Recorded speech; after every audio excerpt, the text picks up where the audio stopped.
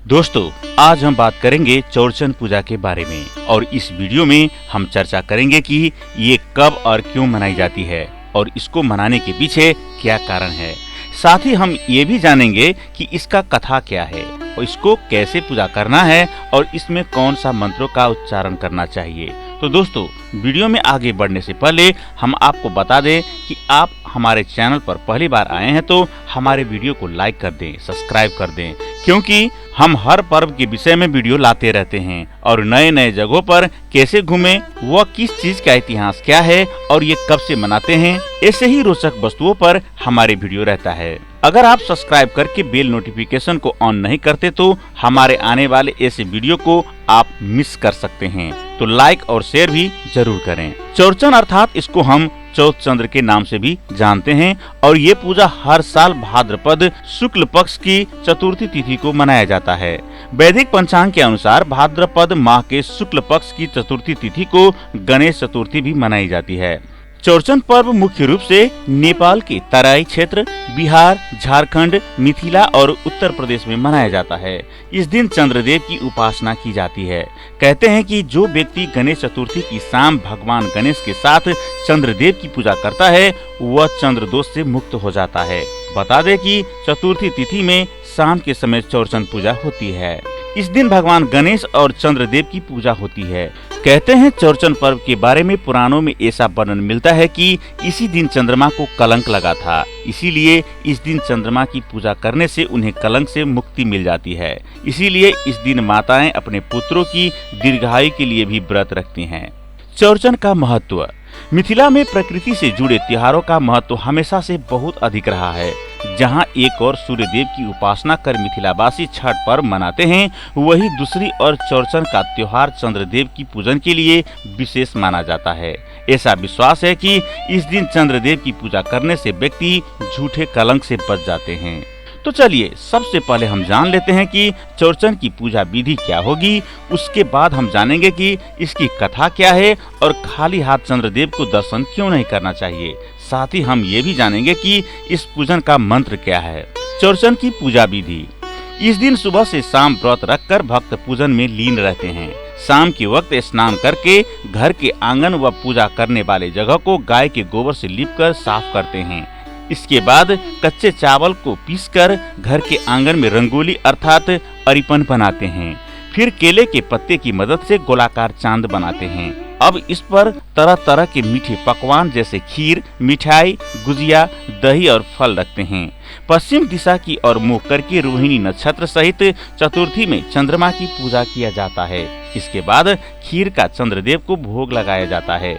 इसके उपरांत घर में जितने लोग हैं उतने ही संख्या में पकवानों से भरी डाली और दही के बर्तन को रखते हैं। अब एक एक कर डाली, दही का बर्तन, केला, खीरा आदि को हाथों में उठाकर सिंह प्रसेनमवधीय सिंहो जाम बवताहतः सुकुमार मंदी सतवः ह्रेष्यः श्यामन्तकः सतः, इस मंत्र को पढ़कर चंद्रमा को समर्पित करते हैं। चौरचन की कथा। अब हम बताते हैं कि चौरचन की कथा क्या है, क्यों मनाते हैं चौरचन। एक दिन भगवान गणेश अपने वाहन मूषक के साथ कैलाश पर घूम रहे थे। तभी अचानक चंद्रदेव उन्हें देखकर हंसने लगे। गणेश जी को उनके हंसने की वजह समझ नहीं आई। उन्होंने चंद्रदेव से पूछा कि आप क्यों हंस रहे हैं? आप इस प्रकार क्यों हंस रहे हैं चंद्रदेव? यहाँ आपको इतना हास्यास्पद क्या प्रतीत हो रहा है? इसका जवाब देते हुए चंद्रदेव ने कहा कि वह भगवान गणेश का विचित्र रूप देखकर हंस रहे हैं। साथ ही उन्होंने अपने रूप का बखान भी किया। आप अति हास्यास्पद हैं। कितनी विचित्र आकृति है ना आपकी।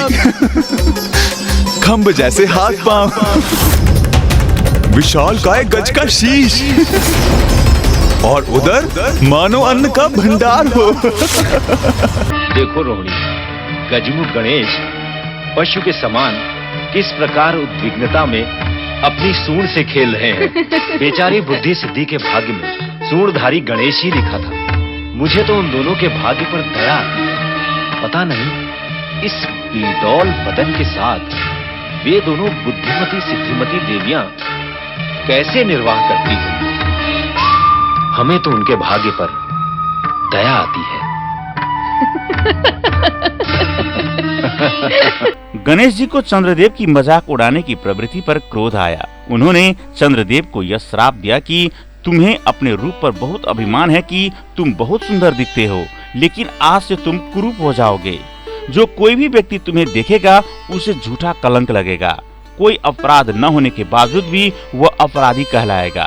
श्राप की वजह से उनकी सुंदरता चली गई। जा, हम तुम्हें श्राप देते हैं। चंद्रलोक से तेरा पतन हो जाए, तेरी सारी ज्योत्सनाएं क्षीण क्षीण हो जाए, तू कलंकित, शक्तिहीन और आबाहीन होकर मारा मारा फिरे। स्वामी, श्राप सुनते ही चंद्रदेव का अभिमान चूर चूर हो गया। तब चंद्रदेव को अपनी गलती का एहसास हुआ और उन्होंने भगवान गणेश को मनाने के लिए भाद्रपद मास की चतुर्थी को गणेश जी की पूजा की। उन्होंने गणेश जी से क्षमा मांगी और कहा, भगवान मुझे इस श्राप से मुक्त कीजिए। चंद्रदेव को पश्चाताप करते देख गणेश जी ने उन्हें क्षमा कर दिया। श्राप पूरी तरह से वापस नहीं लिया जा सकता था, इसीलिए यह कहा गया कि जो कोई भी व्यक्ति गणेश चतुर्थी के दिन चंद्रदेव को खाली हाथ देखेगा उस पर झूठा आरोप लगेगा। जिसके बाद भगवान गणेश ने उन्हें आशीर्वाद दिया कि जो भी गणेश चतुर्थी को फल लेकर चंद्रदेव का दर्शन व उनकी पूजा करेगा उनका जीवन निष्कलंक रहेगा। कहते हैं कि तभी से चौरचन पूजा पर्व मनाया जाने लगा। बहुत लज्जित हूँ श्री गणेश। मैं प्रायश्चित की अग्नि में जल रहा हूँ। चंद्र, तुम शाप से मुक्त अवश्य हो जाओगे। तुम्हें मुक्त करने के पश्चात हम एक बाधा का बंधन अवश्य रखेंगे। कैसा बंधन श्री गणेश? वर्ष में एक बार हमारे जन्मदिन पर भाद्रपद शुक्ल चतुर्थी की रात्रि में जो कोई प्राणी चंद्र को देखेगा वो किसी न किसी कलंक का भागी होगा और उस पर निर्दोष होते हुए भी कोई आरोप अवश्य लगेगा। हर मास की कृष्ण पक्ष की चतुर्थी संकष्ट चतुर्थी के रूप में प्रसिद्ध होगी। उस रात्रि को जो प्राणी दिन भर उपवास करके चंद्र दर्शन के पश्चात हमारी पूजा करेगा उसके समस्त कष्ट दूर होंगे और उनको हमारी पूर्ण कृपा प्राप्त होगी। तथास्तु। इससे बचने के लिए ही मिथिला में गणेश चतुर्थी की शाम को चंद्रमा की पूजा की जाती है। इसीलिए अगर कोई भी उस दिन चंद्रदेव को खाली हाथ दर्शन करता है तो उस पर कोई अपराध न होने के बावजूद उनको झूठा कलंक का भागी होना पड़ सकता है। इसीलिए उस दिन लोग हाथ में कुछ फल लेकर ही चंद्रदेव का दर्शन करते हैं। तो उम्मीद है दोस्तों आपको हमारा वीडियो जरूर पसंद आया होगा। पसंद आया हो तो आप हमारे साथ बने रहिए और इसके लिए आपको सब्सक्राइब करना पड़ेगा। तो आज के लिए बस इतना ही दोस्तों, मिलते हैं नेक्स्ट वीडियो में। तब तक के लिए नमस्कार।